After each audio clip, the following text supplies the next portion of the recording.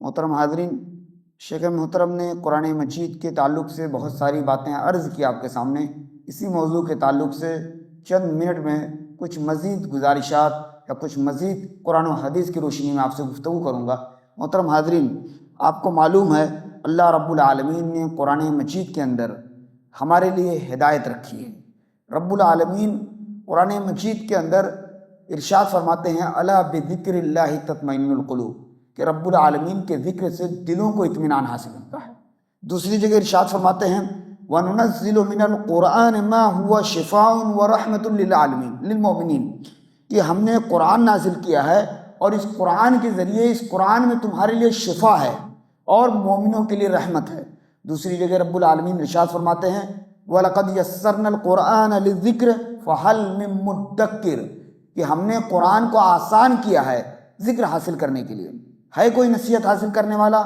عبداللہ ابن مسعود کی روایت ہے۔ عبداللہ ابن مسعود مشہور صحابی رسول ہیں، آپ رسول کریم کے خاص شاگردوں میں سے ہیں، علم کوٹ کوٹ کر بھرا ہوا تھا۔ آپ فرماتے ہیں کہ قرآن مجید کی 10 آیتیں ہم لیتے تھے، 10 آیتیں ہم لیتے تھے، ان 10 آیتوں کا کو حفظ کرتے تھے، اس کا ترجمہ، اس کے معنی، اس کے مفہوم کو سمجھتے تھے اور اس پر عمل کرتے تھے۔ جب تک ہم اس کے معانی کو، اس کے مفہوم کو، اس کی تفسیر کو سمجھ نہیں لیتے، اس پر عمل پیرا نہیں ہو جاتے، ہم آگے نہیں بڑھتے تھے۔ یہ صحابہ کا تعامل تھا قرآن کے ساتھ، صحابہ کا تعامل اور صحابہ کا طریقہ تھا، یہ قرآن کے ساتھ تھا۔ رمضان المبارک کے تعلق سے شیخ محترم نے عرض کیا کہ مسجد نبوی کے مدرس چاروں ائمہ میں سے مشہور امام مالک رحمۃ اللہ علیہ کیا کرتے تھے؟ امام مالک رحمۃ اللہ علیہ اذا دخل رمضان یفر من قراءۃ الحدیث، موطا امام مالک بہت مشہور کتاب آپ کی، کیا کرتے تھے؟ مسجد نبوی میں درس لگتا تھا امام مالک رحمۃ اللہ علیہ کا، لیکن جب رمضان کا مہینہ آتا تھا یفر من قراءۃ الحدیث، حدیث کے پڑھانے سے ایک دم رک جاتے تھے، بھاگ جاتے تھے۔ وہ مجالست اہل العلم، اور اہل علم کے ساتھ بیٹھنے سے ان کا کام کیا رہتا تھا؟ یقبل علی قراءۃ القرآن، قرآن کی تلاوت پر لگ جاتے تھے۔ اسی طرح سفیان ثوری رحمۃ اللہ علیہ کا ہے اذا دخل رمضان، جب رمضان کا مہینہ آتا تھا ترک جمیع العبادہ، تمام عبادتیں چھوڑ دیتے تھے، واقبل علی قراءۃ القرآن، قرآن کی تلاوت میں لگ جاتے تھے۔ کیوں؟ کبھی غور کیا آپ نے؟ اللہ کے رسول صلی اللہ علیہ وسلم کی بابت آتا ہے کہ کان الناس اجود بالخیر، اللہ کے رسول صلی اللہ علیہ وسلم خیر میں، بھلائیوں میں سب سے زیادہ فیاض تھے۔ رمضان کا مہینہ آتا، جبریل امین آتے، قرآن مجید کی تلاوت سکھاتے تھے، قرآن مجید کا مدارسہ ہوتا تھا پورے رمضان کے اندر، جبریل امین آتے تھے، قرآن مجید جتنا نازل ہوتا تھا اس کا مدارسہ ہوتا تھا۔ یہ اللہ کے رسول صلی اللہ علیہ وسلم کا معمول تھا، رسول کریم علیہ الصلوۃ والسلام کا معمول تھا۔ اور آپ دیکھیے، اگر قرآن کی عظمت کی بات کی جائے، قرآن کی فضیلت کی بات کی جائے تو حضرت عمر بن خطاب کہتے ہیں ان اللہ یرفع بہذا الکتاب اقواما ویضع بہ آخرین، اللہ رب العالمین آپ کو عزت دیتا ہے، آپ کو بلندی دیتا ہے، آپ کو رفعت دیتا ہے اسی کتاب کی وجہ سے، آپ کو مقام ملا ہے تو اسی کتاب کی وجہ سے، آپ کو ذلت ملی ہے تو اسی کتاب کی وجہ سے۔ اگر آپ اس قرآن کو پڑھتے ہیں، اس قرآن پر عمل کرتے ہیں تو آپ کو عزت ملے گی، اور اگر آپ اس قرآن کو چھوڑ دیتے ہیں تو ذلت و رسوائی ہوگا۔ اللہ رب العالمین نے قرآن مجید کے اندر ارشاد فرمایا وقال الرسول یا رب ان قوم اتخذوا هذا القرآن مہجورا، اللہ کے رسول نے کہا اے میرے پروردگار، میری قوم نے اس قرآن کو چھوڑ دیا ہے۔ آپ بتائیے ہمارا تعامل کیا ہے؟ پورا 11 مہینہ گزر چکا ہے، کتنے ہمارے بھائی ہیں جنہوں نے مسجدوں میں بیٹھ کر تلاوت کی ہوگی، اپنے گھر کی تنہائیوں میں تلاوت کی ہوگی، اپنے گھروں میں تلاوت کی ہوگی، ان کی بیویوں نے، ان کے بچوں نے قرآن مجید کی تلاوت کی ہوگی۔ قرآن مجید کی عظمت کو ہم نہیں سمجھتے۔ حضرت ابوبکر صدیق اپنے غرفے کے اندر، اپنے کمرے کے اندر، اپنے صحن کے اندر قرآن مجید کی تلاوت کرتے تھے۔ قرآن مجید کی تلاوت اتنی شیریں ہوتی تھی، اتنی پیاری ہوتی تھی کہ لوگ ان کی آواز کو سن کر ان کی طرف مائل ہوتے تھے، ان کی طرف مائل ہوتے تھے۔ کتنے لوگوں نے جب قرآن مجید کو سنا، آپ دور مت جائیے، جب مسلمانوں کا پہلا قافلہ حبشہ کی طرف ہجرت کر کے جاتا ہے، حبشہ کی طرف ہجرت کر کے جاتا ہے، کفار و مشرکین کی ایک جماعت ان کے پیچھے پیچھے پہنچ جاتی ہے، اور وہ کیا کہتی ہے کہ ہمارے کچھ لوگ اپنے دین کو چھوڑ کر بہک کر کسی اور دین میں داخل ہو گئے ہیں، آپ سے ہم چاہتے ہیں، ہدایے لے کر گئے، تحائف لے کر گئے بادشاہ کے لیے، وہاں کے پادریوں کے لیے، عالموں کے لیے، اور مقصد کیا تھا؟ ان تحائف کے ذریعے جو مسلمانوں کی ایک جماعت وہاں پہنچی ہوئی ہے اسے پھر سے مکہ لوٹا کے لے آئے۔ لیکن حبشہ کا بادشاہ وہ کہتا ہے کہ وہ کون سی چیز ہے؟ جعفر طیار کھڑے ہوتے ہیں، سورہ طٰہٰ کی تلاوت کرتے ہیں، سورہ طٰہٰ کی تلاوت کرتے ہیں۔ جب ان آیتوں کی تلاوت ہوتی ہے، ان آیتوں کی تلاوت ہوتی ہے تو بادشاہ کے آنکھوں سے آنسو بہہ پڑتے ہیں، اور کہتے ہیں کہ یہ تو وہی کلام ہے جو عیسیٰ پر نازل ہوا۔ تو آپ بتائیے کہ یہ قرآن کی عظمت یہ ہے، قرآن کا تقدس یہ ہے، قرآن کی اہمیت تو یہ ہے کہ ہم اسے اپنے قلب و جگر سے لگا کے رکھیں، اس کی اہمیت کو سمجھیں، اور اس قرآن کی عظمت کو اگر سمجھنا ہو تو آپ اس حدیث کو دیکھ لیجئے۔ عبداللہ ابن مسعود کہتے ہیں کہ من قرأ حرفا من کتاب اللہ، جس نے کتاب اللہ کا ایک حرف پڑھا، ایک حرف، من قرأ حرفا کتاب اللہ، جس نے کتاب اللہ کا ایک حرف پڑھا، فَلَهُ بِهِ حَسَنَةٌ، تو اس کے لیے ایک نیکی ہے، وَالْحَسَنَةُ بِعَشْرِ أَمْثَالِهَا، اور ایک نیکی 10 کے برابر ہے۔ اور آگے کیا فرمایا؟ لا اقول الف لام میم حرف، میں یہ نہیں کہتا کہ الف لام میم ایک حرف ہے، یعنی الف لام میم ایک حرف یہ نہیں ہے، بلکہ کیا کہا؟ ولیکن الف حرف، الف ایک حرف ہے، لام ایک حرف ہے، میم ایک حرف ہے، یعنی تینوں ملا کر 3 حرف ہو گئے۔ آپ غور کیجئے، رب العالمین نے قرآن مجید کی تلاوت پہ کتنا اجر رکھا ہے، کتنا اجر رکھا ہے۔ اسی وجہ سے شیخ محترم نے ذکر کیا کہ بڑے بڑے کبار ائمہ سلف صالحین اپنے تمام کاموں کو ترک کر کے صرف قرآن مجید کی تلاوت میں لگ جاتے تھے، ایک ایک دن کے اندر، پوری رات کے اندر قرآن مجید کی تلاوت ختم کر لیتے تھے۔ امام شافعی اور دوسرے کبار علماء، محدثین، سلف صالحین، سب کا معمول تھا۔ اور یہ جو اشکال کی بات آئی، شیخ محترم نے بھی اس کی وضاحت کی کہ امام ابن رجب حنبلی رحمۃ اللہ علیہ کا یہ کہنا کہ تقدس کے مہینے میں، مقدس ایام کے اندر، مقدس جگہوں کے اندر آپ جتنا زیادہ ہو سکے قرآن مجید کی تلاوت کرتے رہیں، جتنا زیادہ آپ ایک دن کے اندر قرآن ختم کر سکتے ہیں اسے کیجئے۔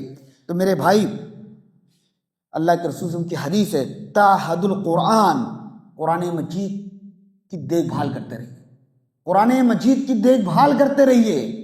کیوں؟ فوالذی نفسی بیدہ، قسم ہے اس ذات کی جس کے ہاتھوں میں میری جان ہے، فہو اشد تفصیا من الابل فی عقلها، جس طرح اونٹ کو جب باندھ دیا جاتا ہے تو رسی چھڑا کر بہت تیزی کے ساتھ بھاگتا ہے، اسی طرح اگر قرآن آپ اس کے حافظ ہیں، آپ اس کو پڑھیں گے نہیں تو یہ آپ کے ذہن و دماغ سے نکل جائے گا، ذہن و دماغ سے آپ نکل جائے گا۔ اسی وجہ سے اللہ کے رسول صلی اللہ علیہ وسلم کی ایک اور حدیث کہ قرآن کیا ہے؟ یہ قرآن کیا ہے؟ قیامت کے دن سفارش کرے گا، قرآن قیامت کے دن سفارش کرے گا۔ فرمایا آپ نے، اقرؤوا القرآن فإنہ یاتی یوم القیامۃ شفیعا لأصحابہ، قرآن پڑھا کرو، قرآن پڑھا کرو، کیونکہ قرآن یہ قیامت کے دن سفارش بن کر آئے گا۔ صحابی رسول کہے، وہ قرآن کہے گا، اے میرے پروردگار، اے میرے پروردگار، اس نے قرآن کی تلاوت کی تھی رات کی تاریکیوں میں اٹھ کر، رات کی تاریکیوں میں اٹھ کر اس نے قرآن مجید کی تلاوت کی تھی، اے میرے پروردگار تو میری سفارش اس کے حق میں قبول فرما، اس سے بخش دے۔ اور آپ کو یہ بھی بتاتا چلوں کہ جس طرح کہا گیا لا حسد الا فی اثنتین، حسد کا معنی کیا ہے؟ رشک۔ اگر آپ کسی کے اوپر رشک کرنا چاہیں تو 2 چیزوں میں رشک کیجئے، ایک وہ انسان جسے اللہ نے دولت دی ہے، فَهُوَ يُنْفِقُهُ آنَاءَ اللَّيْلِ وَآنَاءَ النَّهَارِ، راتوں دن خرچ کر رہا اللہ کے راستے میں، رشک کیجئے کہ اللہ مجھے بھی دولت دے، میں بھی دین کے راستے میں خرچ کروں، اسلام کے راستے میں خرچ کروں، مسجدوں کے اندر خرچ کروں، ائمہ پہ خرچ کروں، علماء پہ خرچ کروں، فقیروں پر، ضرورت مندوں پر، محتاجوں پر، اور اپنے رشتہ داروں پر خرچ کروں۔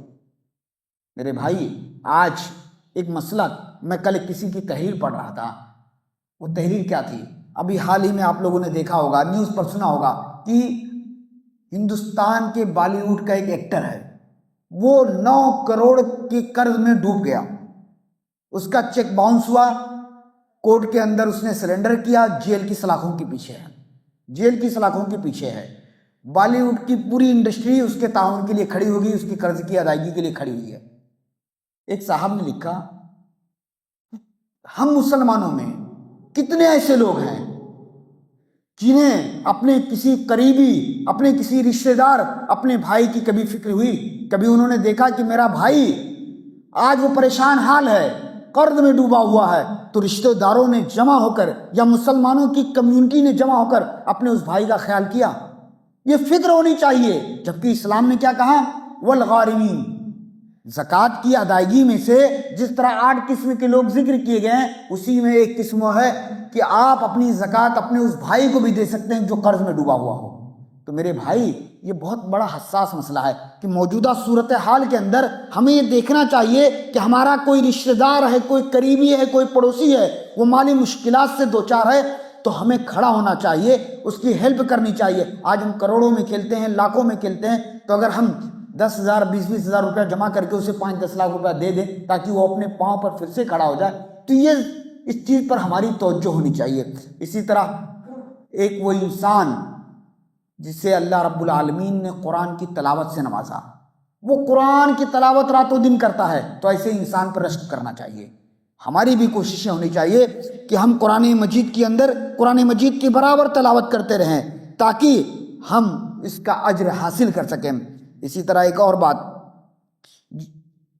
عبداللہ ابن مسعود کہتے ہیں کہ اللہ کے رسول نے کہا اقرأ علیہ، عبداللہ ابن مسعود صحابی رسول ہیں، کہتے ہیں کہ اللہ کے رسول نے کہا میرے سامنے قرآن مجید کی تلاوت کرو، اقرأ علیہ، قرآن پڑھو میرے پاس۔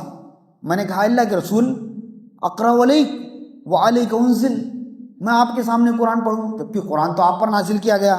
قال نعم، کیا فرمایا کہ ہاں، فقرأت سورۃ النساء، میں نے سورۃ النساء پڑھی، حتی اتیت الی ہذہ الآیہ، جب میں اس آیت کے پاس پہنچا، فکیف اذا جئنا من کل امۃ بشہید وجئنا بک علی ہؤلاء شہیدا، قال حسبک، آپ نے کہا رک جاؤ، فالتفت الیہ، میں نے آپ کی طرف دیکھا، فاذا عیناہ تذرفان، کیا ہوا؟ آپ کی دونوں آنکھوں سے آنسو بہ پڑ رہے ہیں، آنسو بہ پڑ رہے تھے۔ آج انما المؤمنون الذین اذا ذکر اللہ وجلت قلوبہم واذا تلیت علیہم آیاتہ زادتہم ایمانا، جب ہم قرآن کو سمجھیں گے، قرآن کو پڑھیں گے، قرآن کے اندر تدبر کریں گے تو کیا ہوگا؟ اللہ رب العالمین نے کہا انما المؤمنون الذین اذا ذکر اللہ، مومن وہ ہیں جب ان کے سامنے اللہ کا ذکر کیا جائے، وجلت قلوبہم، ان کے دل کانپ جاتے ہیں، وَإِذَا تُلِيَتْ عَلَيْهِمْ آیَاتُهُ، جب آیتوں کی تلاوت کی جاتی ہے ان کے ایمان میں اضافہ ہوتا ہے۔ اب بتائیے، حرمین کے اندر ہم نے دیکھا ہے کہ جب ائمہ مغرب کی نماز کے اندر، عشاء کی نماز کے اندر، فجر کی نماز کے اندر قرآن مجید کی تلاوت کرتے ہیں تو کیا ہوتا ہے؟ جب وہ رقت والی آیتوں پر یا جہنم کا جہاں تذکرہ ہوتا ہے، اللہ رب العالمین کی نعمتوں کا جہاں تذکرہ ہوتا ہے، ان کے آنکھوں سے آنسو بہ پڑتے ہیں۔ رب العالمین کی نعمتوں کی تذکیر کو دیکھ کر، رب العالمین کی ہولناکیوں کی کہانیاں سن کر، کہ جس طرح اللہ رب العالمین نے جہنم کا ذکر کیا ہے، اس کی ہولناکیوں کا ذکر کیا ہے، اس کے عذاب کا ذکر کیا ہے، تو آنکھوں سے آنسو بہ پڑتے ہیں۔ آج ہمارے دلوں کے اندر وہ رقت نہیں پیدا ہوتی، وہ خشیت نہیں پیدا ہوتی۔ آج ہمارا تعلق قرآن کے ساتھ انتہائی کمزور ہو چکا ہے۔ سلف صالحین رمضان کے مہینے کے اندر تمام کاموں کو ترک کر کے صرف قرآن مجید کی تلاوت میں لگ جاتے تھے۔ تو میرے بھائی، وقت اس بات کی اجازت نہیں دیتا کہ مزید آپ کے سامنے کچھ کہوں، لیکن میں کہنا چاہتا ہوں کہ یہ مہینہ جو شعبان کا مہینہ ہے، اس مہینے کے اندر رسول کریم علیہ السلام کثرت کے ساتھ روزہ رکھتے تھے رمضان کی تیاری کی مناسبت سے۔ ہم اس مہینے کے اندر روزہ رکھیں، تلاوت کریں، اور رمضان کا پورا مہینہ جہاں ایک طرف نوافل کا اہتمام ہو، جہاں ایک طرف تہجد کا اہتمام ہو، جہاں ایک طرف تراویح کا اہتمام ہو، جہاں ایک طرف روزے کا اہتمام ہو، جہاں ایک طرف فقراء و مساکین کو کھانا کھلانے کا اہتمام ہو، جہاں ایک طرف روزہ افطار کرانے کا اہتمام ہو، وہیں پر ہمیں قرآن مجید کی تلاوت، قرآن مجید کے اندر تدبر، قرآن مجید کے اندر غور و فکر کرنے کا بھی موقع نکالنا چاہیے۔ یہ ہمارا زندگی کا ایک اصول بننا چاہیے کہ ہم رمضان المبارک کے اندر تلاوت کریں، اور بقیہ نمازوں کے اندر، رمضان کے بعد بقیہ نمازوں کے اندر جب نماز کے لیے مسجدوں میں آئیں تو کم از کم 1 صفحہ 2 صفحہ تلاوت کر لیں۔ بہت پہلے ایک زمانہ تھا جب جدید وسائل نہیں تھے، ٹیکنالوجی نہیں تھی، گھر میں عورتیں کیا کرتی تھیں؟ مائیں، بہنیں، بیٹیاں قرآن مجید لے کر تلاوت کرتی تھی، لیکن آج ہم دیکھتے ہیں کہ وہ ماحول، وہ کلچر ہمارے گھروں سے ختم ہو رہا ہے۔ آج ٹی وی کا کلچر عام ہو چکا ہے، اور ٹی وی بھی ختم، لیپ ٹاپ، کمپیوٹر، موبائل، یہ وسائل، یہ جدید وسائل، ان وسائل نے عورتوں کو، ماؤں کو، بہنوں کو، بیٹیوں کو اتنا بزی کر دیا ہے کہ وہ دین کی طرف توجہ ہی نہیں دیتی۔ خود تلاوت نہیں کریں گی تو بچیوں کو کہاں تلاوت پر آمادہ کریں گی؟ خود نماز نہیں پڑھیں گی تو بچیوں کو کہاں نماز پڑھنے کی تلقین کریں گی؟ رسول کریم کی وہ حدیث جس میں رسول کریم نے کہا کہ مروا اولادکم بالصلاۃ وہم ابناء 7 سنین، اپنے اولاد کو، اپنے بچوں کو نماز کا حکم دو جب 7 سال ہو جائیں، وَاضْرِبُوهُمْ عَلَيْهَا، اور مارو اگر 10 سال کے ہو جائیں۔ تو یہ بہت ہی ضروری چیز ہے کہ ہم اپنے بچوں کی تعلیم پر، تربیت پر فوکس کریں، اور یہی عمر، صغر سنی کا عمر، چھوٹی سی عمر، اسی عمر کے اندر اگر ہم نے ان کی تربیت صحیح طریقے سے کی تو اللہ کے رسول صلی اللہ علیہ وسلم کی وہ حدیث ما من مولود الا یولد علی الفطرہ فابواہ یہودانہ او ینصرانہ او یمجسانہ، بچہ جب پیدا ہوتا ہے تو فطرت اسلام پہ پیدا ہوتا ہے، آپ اسے چھوڑ دیں گے اس کے حال پر تو وہ اسلام کے مطابق چلے گا، لیکن ماں اگر یہودی ہے تو اسے یہودی بناتی ہے، نصرانی ہے تو نصرانی بناتی ہے، مجوسی ہے تو مجوسی بناتی ہے۔ لہذا یہ بچے فطرت سلیمہ پر پیدا کیے گئے ہیں، فطرت سلیمہ پر پیدا کیے گئے ہیں۔ ان بچوں پر جس طرح نقش ڈالنا چاہو گے، ان کی ذہن سازی کرنا چاہو گے، جس انداز میں انہیں ڈھالنا چاہو گے وہ ڈھل جائیں گے۔ لہذا ان بچوں کو کمتر نہ سمجھے، معمولی نہ سمجھے، یہ امانت ہے، یہ امانت ہیں، اور اللہ کی امانتوں میں خیانت آپ کریں گے تو قیامت کے دن آپ باس پرس، آپ سے سوال کیا جائے گا، والدین سے سوال ہوگا، معلم سے سوال ہوگا، مدرس سے سوال ہوگا، سماج میں رہنے والے ہر ذمہ دار فرد سے سوال ہوگا کہ تم نے بچوں کے تعلق سے، سماج کے تعلق سے، قوم کے تعلق سے، ملت کے تعلق سے اپنے فرائض کو نبھایا نہیں نبھایا۔ اللہ رب العالمین ہم سب کو توفیق دے کہ ہم رمضان المبارک کی عظمت کو سمجھ سکیں، اس کی قدر و تکریم کر سکیں۔ رمضان المبارک کے اندر جو چیزیں مباح ہے، جائز ہیں، اللہ رب العالمین ہمیں توفیق دے کہ ہم کثرت کے ساتھ ان عبادتوں کو ادا کر سکیں۔ اے اللہ ہمیں توفیق دے کہ جو محرمات ہیں، جو منہیات ہیں، جو چیزیں شریعت نے ہمیں منع کی ہیں، ہم اس سے اپنے آپ کو بچائیں۔ اللہ رب العالمین ہمیں توفیق دے کہ ہم رمضان المبارک کی حتی الامکان قدر کر سکیں، تلاوتیں کر سکیں، اذکار کر سکیں، روزے رکھ سکیں، نوافل کی ادائیگی کر سکیں، غریبوں کو کھانا کھلا سکیں، افطار کرا سکیں، سحری کرا سکیں۔ اے اللہ ہمیں توفیق دے کہ ہم سب دین پر، اسلام پر، عقیدہ توحید پر، کتاب و سنت پر قائم و دائم رہیں۔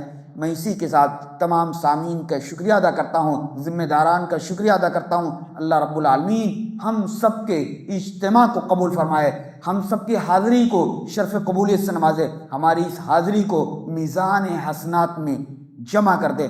آمین۔ وآخر دعوانا الحمدللہ رب العالمین۔